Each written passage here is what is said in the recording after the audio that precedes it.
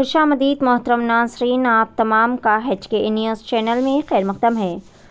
बसवा कल्याण तालुक़ा में जो चल रहा है, जैसा कि बसवा कल्याण तालुक़ा के MLA शरनुल सालगर और रिफ़ा हॉस्पिटल के डॉक्टर ताजुद्दीन का ये मसला काफ़ी पिछले दिनों से चल रहा है। कब तक ऐसे ही चलेगा? आज बतारीख 31 दिसंबर को इस मामले पर दलित संघर्ष समिति के तालुक़ा प्रेसिडेंट महादेव गायकवाड़ ने एक मीडिया कॉन्फ्रेंस से खुसूसी खिताब करते हुए इस मसले पर खुसूसी बातचीत की। आइए जानते हैं इस खुसूस में मुकम्मल तफसीलात। पेश है बसवा कल्याण से नुमाइंदा रिपोर्टर शेख असलम की HK न्यूज़ चैनल के लिए यह खुसूसी रिपोर्ट। मज़ीद ताज़ा तरीन खबरों से जुड़े रहने के लिए चैनल को लाइक शेयर सब्सक्राइब ज़रूर कर ले। ಏನಂತಂದ್ರೆ ಇವ್ರದು ನಮ್ಮ ಬಸವ ಕನ್ನಡ ಶಾಸಕರಾದ ಶರಣು ಮಾನಸಿಕ ಸ್ಥಿತಿ ಕೆಟ್ಟೋಗಿದೆ. ಏಕಂತಂದ್ರೆ ರೀಫ್ ಹಾಸ್ಪಿಟಲ್ ಏನ್ ತಾಜ್ನೂರ್ ಇದೆಯಲ್ಲ ಅವ್ರದ್ದು ಮತ್ತ ನಮ್ಮ ವಿಜಯ್ ಸಿಂಗ್ ಸಾಹೇಬ್ರದು ಅವ್ರದ್ದು ಸಂಬಂಧ ಇಲ್ಲ, ಅವ್ರವ್ರಿಗೆ ಸಂಬಂಧ ಪಡಲ್ಲ. ಅಂದ್ರೂ ಕೂಡ ಏನಂತಂದ್ರ ನಮ್ಮ ಮಾಜಿ MLC ವಿಜಯ್ ಸಿಂಗ್ ಸಾಹೇಬ್ರಿಗೆ ಏನಂತಂದ್ರ ಅವಾಚ್ಯ ಶಬ್ದಗಳಿಂದ ಬೈದಿರುತ್ತಾರೆ.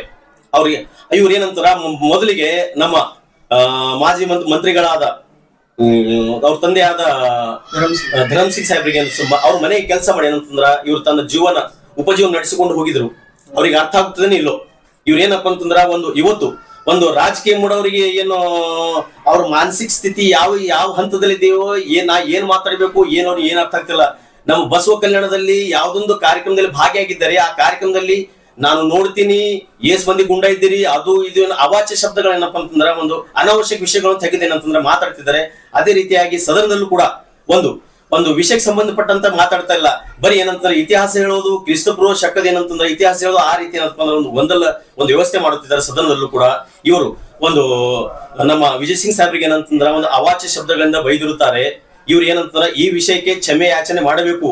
ಮಾಡಲಿಲ್ಲ ಅಂತಂದ್ರೆ ಬರುವಂತ ದಿನಗಳಲ್ಲಿ ನಾ ಹೇಳಿದೆಲ್ಲ ಏನಂತಂದ್ರೆ ಇವರು ಬೇಡ್ಜಂಗರು ಏನಂತಂದ್ರ ಒಂದು ಮನವಿ ಕೊಟ್ಟಿದ್ರು. ಆ ರೀತಿ ನಾವೇನು ಬಸವ ಕಲ್ಯಾಣದ ಅವ್ರ ವಿರುದ್ಧ ಏನು ಪ್ರತಿಭಟನೆ ಮಾಡಿದ ಆ ರೀತಿ ನಾವು ದೊಡ್ಡ ಪ್ರಮಾಣದ ಪ್ರತಿಭಟನೆ ಮಾಡ್ತೇವೆ ಅಂತ ಹೇಳಿ ನಾನು ಮೀಡಿಯಾ ಮುಖಾಂತರ ಹೇಳ್ತೇನೆ. ಕಾಲ್ ರೆಕಾರ್ಡಿಂಗ್ ನಲ್ಲಿ ವೈರಲ್ ಆಗ್ತಾ ಇದೆ. ಅವರು ವಿಜಯ್ ಸಿಂಗ್ ಸಾಹೇಬ್ರಿಗೆ ಅವಾಚ್ಯ ಶಬ್ದ ಮಾತಾಡ್ತಾ ಇದ್ದಾರೆ. ನಿಮ್ಮ ಹೆಂಡತಿಗ ನಿಮ್ಮ ಮಕ್ಕಳಿಗ ಏನಾದ್ರೂ ಅದ್ರು ಅದೊಂದು ಲೋಫರ್ ಕೂಡ ಅಂತ ಶಬ್ದ ಯೂಸ್ ಮಾಡಿದ್ದಾರೆ ಸರ್ ವಿಜಯ್ ಸಿಂಗ್ ಸಾಹೇಬ್ರಿಗೆ. ಆ ಬಗ್ಗೆ ಏನ್ ಖಂಡನೆ ಮಾಡ್ತಾರೆ? ಇಲ್ಲ, ಅವ್ರು ಮಾತಾಡತ್ತಪ್ರಿ. ಅವ್ರು ಏನಂತಂದ್ರ ಒಂದು ನಮ್ಮ ಬಸವಗಳ ಶಾಸಕರಾಗಿ ಈ ಅವಾಚ್ಯ ಶಬ್ದಗಳನ್ನು ಉಪಯೋಗಿಸೋ ತಮ್ಗೆ ಸ್ವಲ್ಪ ಅರ್ಥ ಆಗ್ಬೇಕ್ರಿ. ಸ್ವಲ್ಪ ತಾವು ಒಂದೇನಂತ ಒಂದು ಶಾಸಕರು ಏನಂತ ಒಂದು ತಾಲೂಕದ ಜುಮ್ಮೆದಾರ್ ವ್ಯಕ್ತಿ, ತಾವು ಒಂದು ಶಾಸಕಾಂಗದ ಒಂದು ಅಂಗಾಗಿ ಏನಂತಂದ್ರ ನೀವು ಈ ರೀತಿ ಒಂದು ಜುಮ್ಮೆದಾರ್ ಮಾಜಿ ಮುಖ್ಯಮಂತ್ರಿ ಮಗನಿಗೆ ಈ ರೀತಿ ಮಾತಾಡ್ತೀರಂತಂದ್ರ ಸ್ವಲ್ಪ ತಾವು ತಿಳಿಬೇಕು. ಇಷ್ಟು ದಿವಸ ಆದ್ರೂ ವಿಜಯ್ ಸಿಂಗ್ ಸಾಹೇಬ್ರು ಇದ್ರ ಬಗ್ಗೆ ಮಾತಾಡ್ಲಿಲ್ಲ. ಸ್ವಲ್ಪ ಅರ್ಥ ಮಾಡ್ಕೊರ್ತಾವು ಜನರ ಒಂದು ಬಸವಣ್ಣ ನಾಡಿನಲ್ಲಿದ್ದೀರಿ, ಒಂದು ಮನುಷ್ಯತ್ವ ನಿಮ್ಮ ಹತ್ರ ಮನುಷ್ಯತ್ವ ಇರ್ಬೇಕ್ರಿ. सर इसके आगे अभी जब जैसा कि डॉक्टर्स को ऐसा प्रेशर लाने के बाद अगर इमरजेंसी कोई हॉस्पिटल में इमरजेंसी पेशेंट आता है तो क्या डॉक्टर्स उन पर इंटरेस्ट लेके उनका इलाज करेंगे या आगे क्या होगा इस बसव कल्याण का? ಇಲ್ಲ ಈ ರೀತಿ ಏನಂತಂದ್ರ ಒಂದು ದೇವರ ಜಾಗ ಏನಂತಂದ್ರ ಒಂದು ಡಾಕ್ಟರ್ಗಳು ದೇವರ ಜಾಗ ವೈದ್ಯಾಧಿಕಾರಿ ಇರ್ತಾರ್ರಿ. ಅವ್ರಿಗೆ ಏನಂತ ತಾವು ಅನಾವಶ್ಯಕವಾಗಿ ಈ ವಿಷಯಗಳ ಬಗ್ಗೆ ಏನಪ್ಪಾ ಅಂತಂದ್ರ ತಾವು ಇಟ್ಟು ಒತ್ತಾಯ ಪೂರ್ವಕವಾಗಿ ಬೈಯೋದು ಮಾಡುವುದು ಪ್ರತಿಭಟನೆ ಮಾಡ್ತೇವೆ ಅಂತ ಹೇಳಿ ಈ ಮುಖಾಂತರ ಮಾಧ್ಯಮ ಮುಖಾಂತರ ತಿಳಿಸುತ್ತೇನೆ. और एक सर इसमें इस मामले में विजय सिंह साहब का भी नाम लिया और ಇಂದು ನಮ್ಮ ಬಸವ ಕಲ್ಯಾಣಿನ ಎಲ್ಲ ವೈದ್ಯ ಅಧಿಕಾರಿಗಳ ಇಂಥ ವಿಷಯಗಳೇನಂತಂದ್ರ ಇದು ಮಾಡ್ತಿದ್ದಾರೆ. MLA ಅವರು ನಮ್ಮ ಬಸವ ಕಲ್ಯಾಣ ವೈದ್ಯ ಅಧಿಕಾರಿ ಎಲ್ಲರದ್ದು ಏನಂತಂದ್ರ ಒಂದು ಮಾನಸಿಕ ನೆಮ್ಮದಿ ಕೆಡಿಸೋಗಿದೆ. ಅದೇ ರೀತಿಗೆ ನಾವು ಬಸವ ಕಲ್ಯಾಣ ಜನರು ಕೂಡ ಮಾನಸಿಕ ನೆಮ್ಮದಿ ಕೆಡಿಸೋಗಿದೆ.